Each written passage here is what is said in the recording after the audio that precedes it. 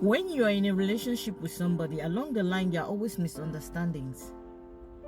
That is very normal, like I always say.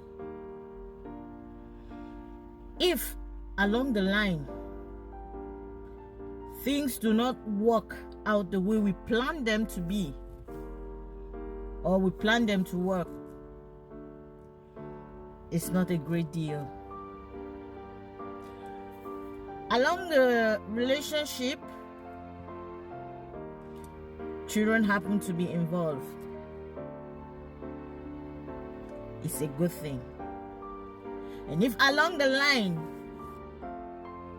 you turn to part your ways, it's not a crime. It's not a crime.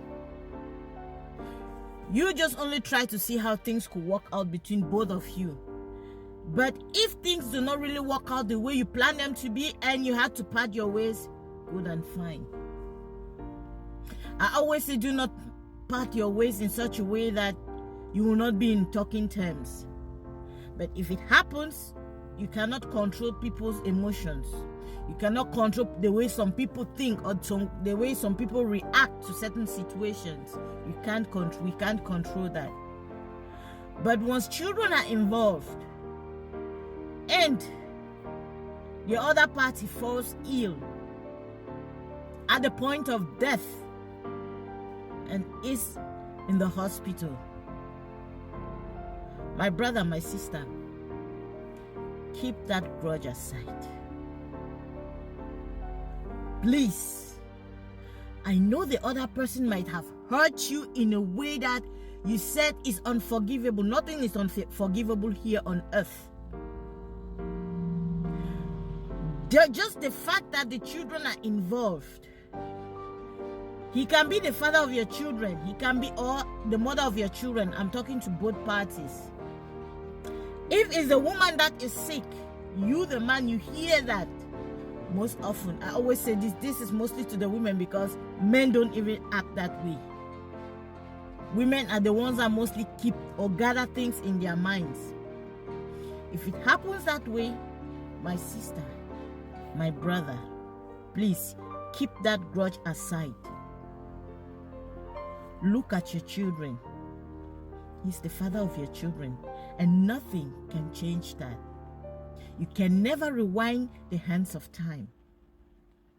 You can only sit and keep thinking and regretting why, but there will never be an answer to that.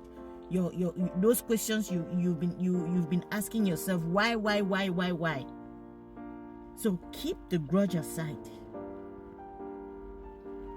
Take the children, visit him or visit her at the hospital. It costs nothing. Even if the man or the woman who is lying at the hospital, even if he was the one having or she was the one having grudge against you, no matter what, it will somehow die down a little bit. And even if along the line it happens that he dies on that sick bed, at least he will go while smiling.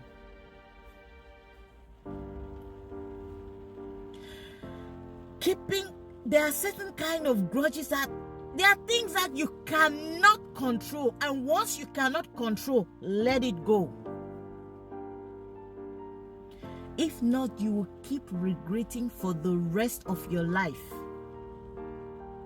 That is not what we wish for ourselves. I always talk of stress.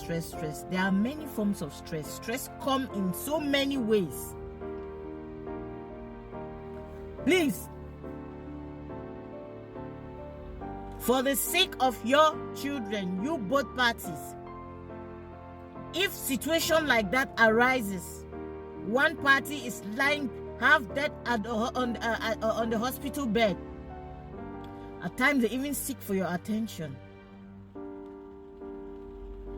you vehemently deny to go there to visit him or to visit her, with the notion that you've been hurt. The other partner has done this, has done that. I believe no one is Satan here on earth. Maybe he or she did whatsoever but never killed somebody to you. I know you were deeply hurt, or you might be deeply hurt to an extent that you can no longer control your emotions. Whenever you see this person, you see this man or you see this woman, it's just as if you could just take a knife and pierce him, let him just die. Most of you will sit there, even pray that let him die and go, so that you will never see him or her again on earth. And at that point in time, you'll be relieved. You will never be relieved. If that person happens to die, and that you were supposed to go there with the children or without the children, at least for the sake of your children, and you did not go, and that person dies, you will have something, you will have a scar in your mind. I always say you can deceive everybody, but you can never deceive your conscience. So please, let's behave and grow up.